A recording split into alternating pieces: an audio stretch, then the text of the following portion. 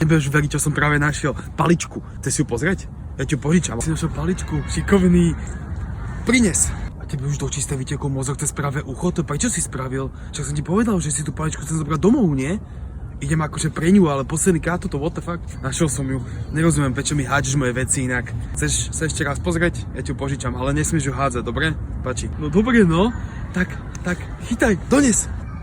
Prečo si to znova spravil? Robíš zo mňa piču? Vieš, ak ma to stresuje? Ja pri ňom zas pôjdem, ale už ti ju nedám. Mám ju, ale už ti ju nedám. Už ti ju nedám, už je... Čo robíš? Pusti, daj mi. No, dobre. Musím ju ešte raz hodiť.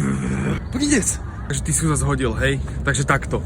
Jebem ti paličku a najbližší pes, ktorý dojde, tak na ňu vybehnem a budem vyslovene, že agresívny. A nezaujíma, že ma budeš volať a že máš granulku a mňamku a takto. To máš za to, že mi hádžeš veci, ty zmrt.